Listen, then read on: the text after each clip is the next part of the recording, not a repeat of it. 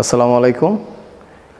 চতুর্থ নম্বর ক্লাসে আজকে স্টুডেন্টস তোমাদেরকে স্বাগতম।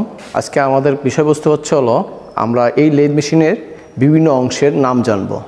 তো বিভিন্ন অংশের নামের মধ্যে প্রথমত আমরা কিছু প্রধান অংশের নামটা আগে জানার চেষ্টা করি, তারপরে আমরা এর বিভিন্ন অংশের নাম ছোটোখাটো যত অংশ আছে সেগুলো আমরা বাস্তবে তোমাদেরকে দেখানোর চেষ্টা করব। তো চলো স্টুডেন্টস, আমরা আগে কি আমরা মেইন অংশের নামগুলো আগে দেখে নেই। তো প্রথমত আমাদের এই লেদ মেশিনটার এটা হচ্ছে সম্পূর্ণ হেড স্ট্রোক। যেমন একটা মাথা থেকে সব কিছু কন্ট্রোলিং হয়, সেম জিনিসটা হচ্ছিল এই হেড স্ট্রোক, লেদ মেশিনের হেড স্ট্রোক। তো তারপরে আসো এটা হচ্ছে টেলস্টক। এই পিছনের সাইডটা হচ্ছে টেলস্টক, পুরো পিছনের সাইডটা টেলস্টক। আর এই হেড স্ট্রোক, টেলস্টক, তারপরে হচ্ছে ক্যারেজ। এটা হচ্ছে ক্যারেজ, এটা হচ্ছে এই পুরোটা বেড মুভিং করবে। হ্যাঁ, ক্যারেজ, ক্রস লাইট, টুল পোস্ট, পর লিড স্ক্রু, ফিড শ্যাফট, আর এটা হচ্ছে অ্যাটাচমেন্ট শ্যাফট, এটা হচ্ছিল বেড, এটা হচ্ছে তোমার এই যে অংশটুকু ঢাকনা দিয়ে আছে এটা হচ্ছে অ্যাপ্রন। আর এখানে আরেকটা জিনিস জানার বিষয় হলো এই মেশিনটা যখন আমরা চালনা করব তখন আমাদের সম্পূর্ণ মেশিন সম্পর্কে সম্যক ধারণা থাকতে হবে।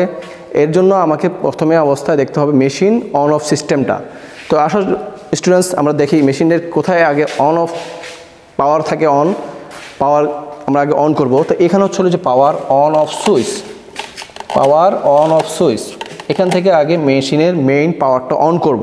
তো এক মেশিনের এক রকম জায়গায় সুইচটা সেট আপ থাকে, পাওয়ার সেট আপটা থাকে।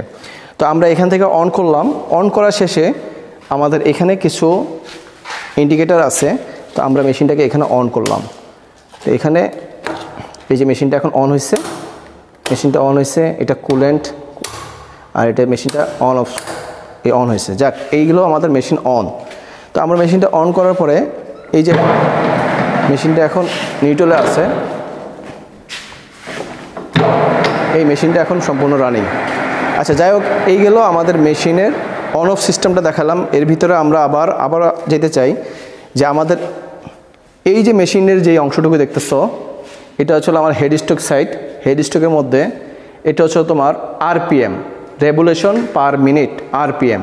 তো এখানে XY, এখানে HL, হাই লো, আর এখানে XY একটা ইন্ডিকেট সিস্টেম আছে। এখানে আমাদের X এবং Y। যখন আমরা যে স্পিডে নেব সেই স্পিড আমরা এখানে সেট আপ করবো। এই যে লাল দাগ, এখানে সেট আপ করবো। হাই লোতে আমি কাটতে পারি, দুইটাতে কাটতে পারি। এখন এই যে স্পিড আছে 910, আমি হাইতে নিতে পারবো, এবং 910-এর লতে হচ্ছে 275 আমি লতে কাটতে পারবো। এখানে দুইটা স্টেপ দেওয়া আছে। যাক, এখন আমরা অংশে চলে যাই। লেদ মেশিনের যে অংশগুলো আছে সেখানে আসো। এটা হচ্ছিলো আমার অন অফ লিভার, এটা অন অফ লিভার।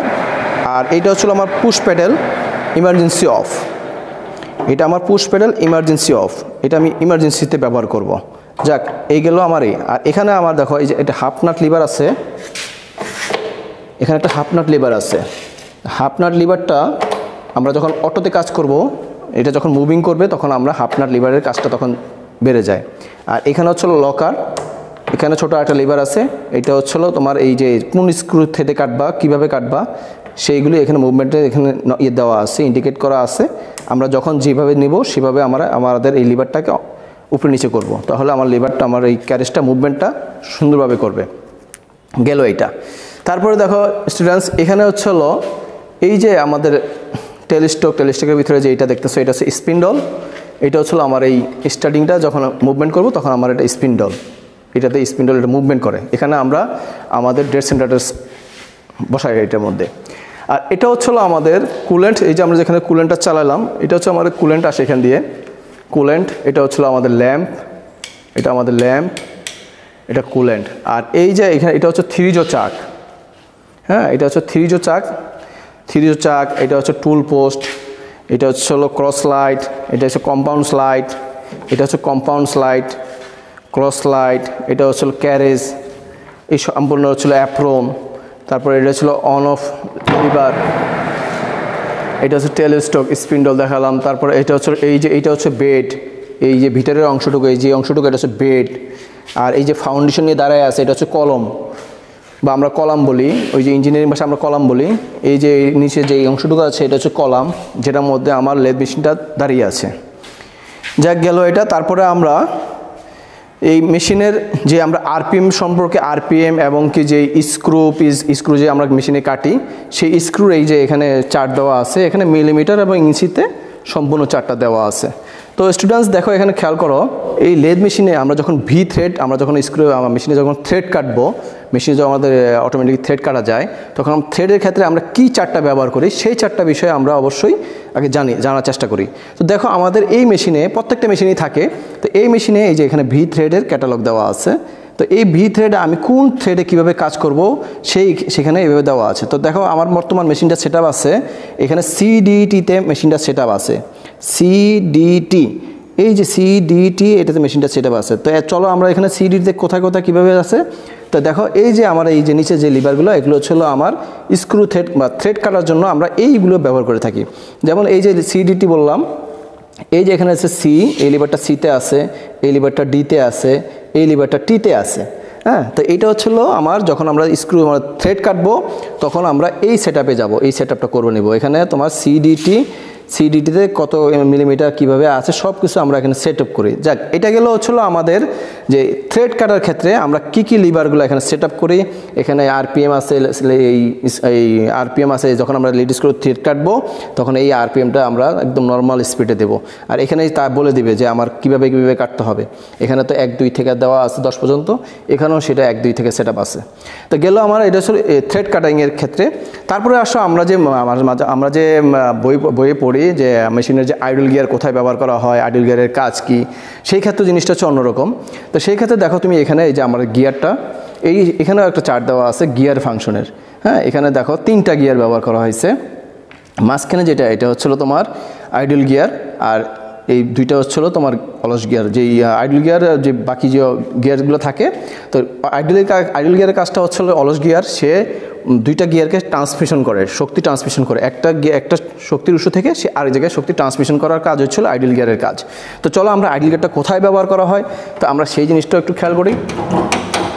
তো মেশিনের এই ভিতরের সাইডে এই যে দেখো এখানে আইডল গিয়ারটা ব্যবহার করা হয়। হ্যাঁ, প্রথমে আমরা দেখি আমরা মেশিনের কোথা থেকে আগে শক্তিটা ট্রান্সমিশন হয়। তো প্রথম অবস্থায় দেখো আমাদের পাওয়ারটা আসে মোটরে, নিচে মোটরটা আছে, মোটর থেকে আমাদের মেইন পুলিতে শক্তিটা ট্রান্সমিশন হচ্ছে।